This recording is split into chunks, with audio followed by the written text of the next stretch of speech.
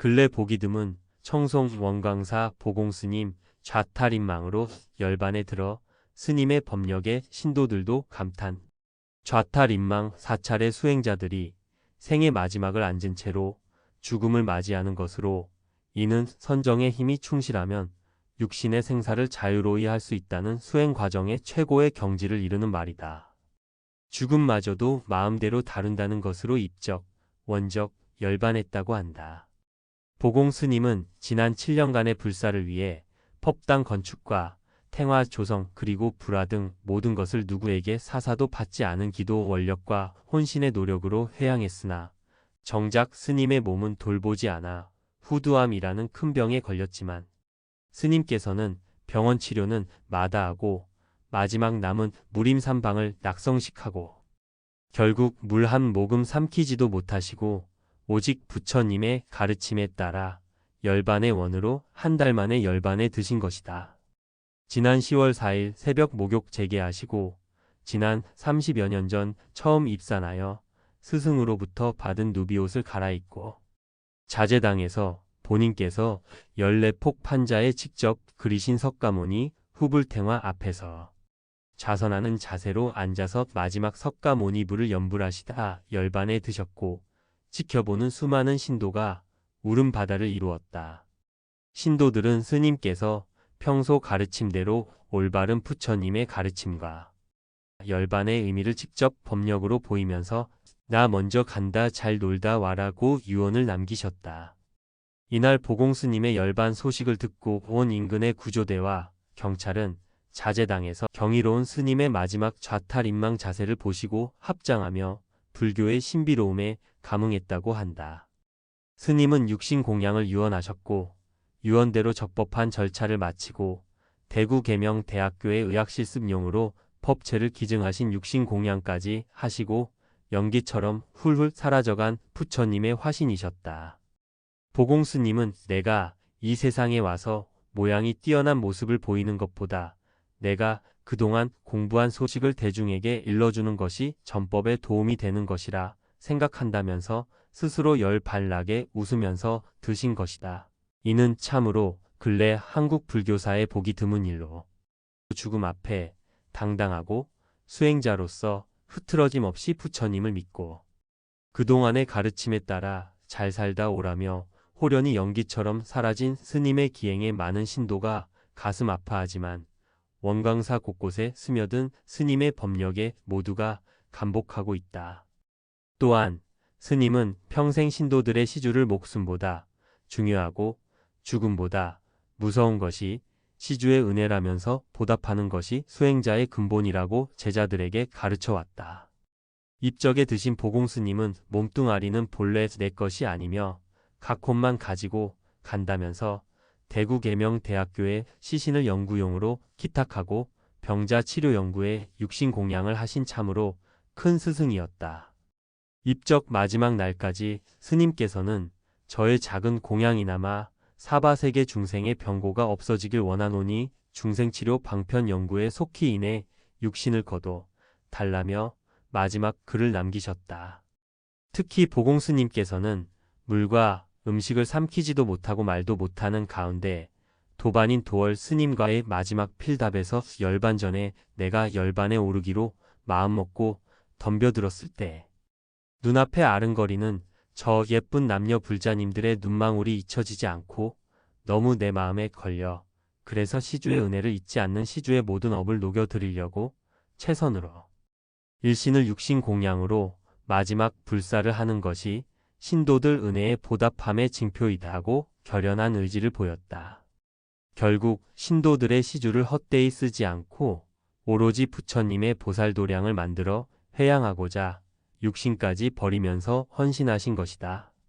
이곳 남각산 원광사는 석가모니 부처님의 손바닥 형상으로 가부좌를 하는 왼손의 모양 따라 동쪽 엄지는 시루봉, 동남쪽 검지는 대동산, 남쪽 중지는 태행산, 서쪽 약지는 비로봉, 그리고 소지는 남각산으로 이뤄진 부처님 손바닥 형상으로 풍수비책의 우리나라 최고 길지로 알려진 청정도량의 털을 잡고 칠불보전 법당 뒤편에 석가열애상을 조성한 이유가 바로 여기에 있는 것이다.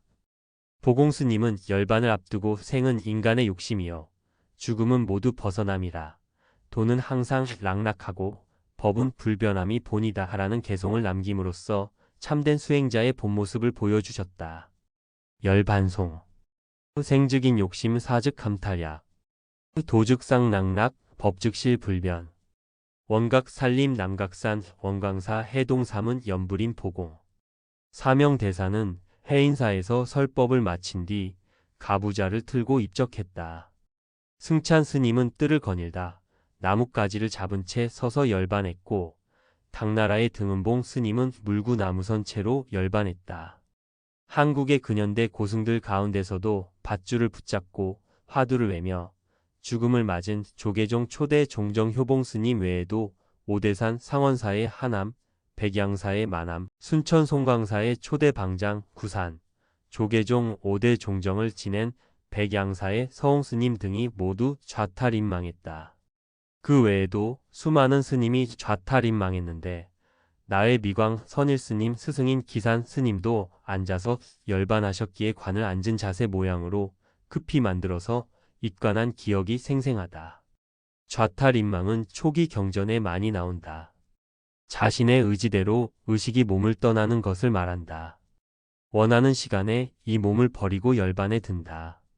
그리고 경전에는 좌탈인망하는 방법과 원리가 자세히 나온다. 당나라지 한 선사는 좌탈인망도 거꾸로 열반에도 그저 그렇다면서 7 발자국을 걷다가 열반에 들었다. 즉 행사는 걸어가다가 죽는 것이다. 또 다른 입적으로 화욕은 불 속에서 죽는 것이다. 당나라 선지 덕성화상은 뗄 나무도 필요 없고 땅 팔 일도 없다면서 강물에 들어가 수몰 열반했다. 몇 년 전에는 선방에서 열심히 수행하신 스님이 도반들과 같이 개울가에서 목욕하다 사라졌는데 얕은 물인데도 아무리 찾아도 없다고 하니 수몰 등공 열반이다. 등공은 글자 그대로 공중으로 올라간다는 뜻이다. 보아존자는 관 속에 들어갔으나 시체가 없어졌다. 세상에 태어나 100년을 살다 간들 이 세상 일겁시간이 극락세계의 하루의 낮과 밤밖에 안 된다고 한다. 이 땅에서 받은 내 몸은 흙, 물, 불, 바람으로 돌아가고 나의 참 성품만이 영원하다. 형상과 소리로 나를 보려고 하지 말자. 우리는 그런 물질적인 현상에서 벗어나 인과의 굴레를 벗어던지고 시간과 공간을 초월한 깨달음의 길을 찾는 마음 공부가 중요하다고 본다.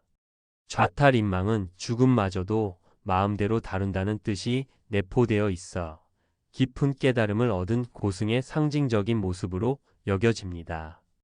이는 단순히 앉거나 선체로 죽는 형식 이상의 깊은 수행의 결과와 정신적 자유를 의미합니다. 좌탈인망이 불교에서 보여주는 핵심적인 의미는 다음과 같습니다. 생사일려의 깨달음. 생사초월 좌탈인망은 죽음이 곧 끝이 아님을 보여주며 삶과 죽음이 둘이 아닌 하나라는 깨달음을 나타냅니다. 고승은 죽음을 미혹과 집착의 굴레가 아닌 일체의 속박에서 해탈한 열반의 경지로 맞이합니다. 자유자재의 죽음의 순간과 방식을 스스로 선택하고 통제할 수 있다는 것은 오랜 참선 수행선정의 힘을 통해 육체의 고통과 집착으로부터 완전히 벗어났음을 상징합니다. 이는 죽음마저도 마음대로 다루는 경지입니다. 선정의 힘과 높은 법력. 각성 상태의 임종 좌탈은 죽는 순간까지도 흔들림 없는 각성 상태와 평온함을 유지했음을 의미합니다. 이는 평생을 좌선 삼매에서 보낸 깊은 선정력이 없이는 불가능한 일로 여겨집니다. 조사 열반 좌선한 채로 입적하는 것은 수행의 극치에 이른 조사의 경지로 존경받으며 후학들에게 큰 가르침과 감동을 줍니다. 평소 수행의 증명. 좌탈인망은 평소의 수행이 죽음의 순간에 그대로 드러난 것입니다. 살아생전 늘 좌선으로 일관했기에 죽음의 순간에도 평소와 다름없는 모습으로 고요히 열반에 든 것입니다. 이는 수행의 진실성을 온몸으로 보여주는 증표가 됩니다.